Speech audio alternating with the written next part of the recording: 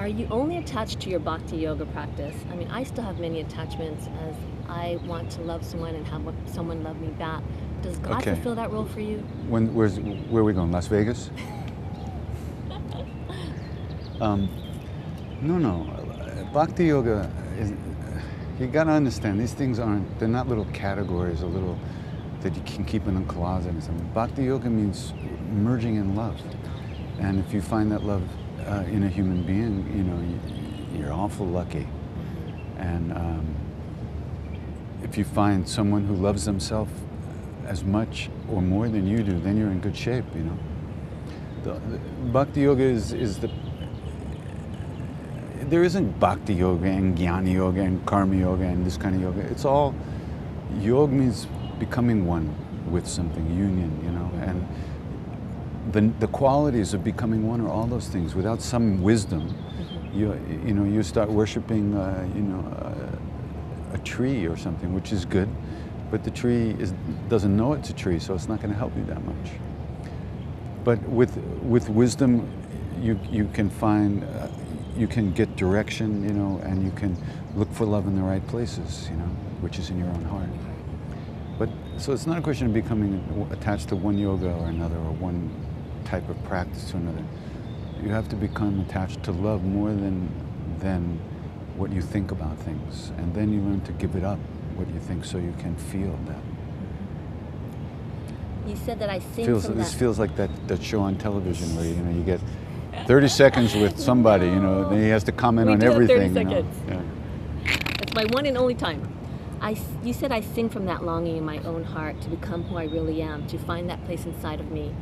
At the young age of 60, are you any closer to knowing who you are? I'm not 60 yet. Almost. Who told you I was 60? I know you're almost 60. I must be closer because I'm not further away. That's good. What's the question? Are you any closer to knowing who you are? I'm closer to not caring so much that I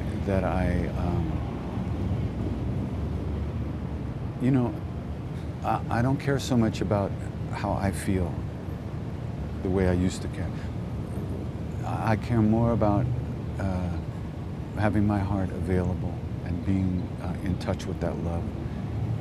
I don't know if you ever really know who you are, because I think ultimately who you think you are disappears and you're left with what you truly are. So at that point, do you sit around patting yourself on your back thinking, now I know who I am? I don't think so. I don't know what that really looks like, but I don't think it looks like that. Do you think you have achieved a state of equanimity? If, let's say you were here on the scale in your 20s, where are you on that scale now? If I was a scale of 1 to 10 when I was 20, if I was at 1 when I'm 20, I'm probably 0.9 now. Well, see, this is the same question. This is the same question about surrender and just having your heart open.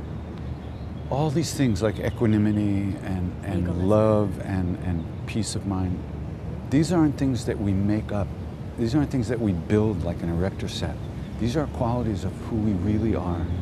We're trying to unlearn the bad or the incorrect thinking about ourselves. You do that by spiritual practice, whatever that means to you. There's a million different practices, or no practices. But the point is that it's not something that you're responsible for making happen. You have to recognize it's already in there. Why you don't know it, then you have to find out why you don't know it, and remove those things. And it's very simple: anger, selfishness, greed, hatred, covetousness, and pride. That's why you don't know who you are. That's why we don't know who we are.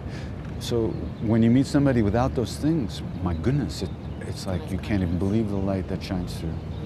So that's the main thing. It's not about creating a person, a you that you could like. Yeah.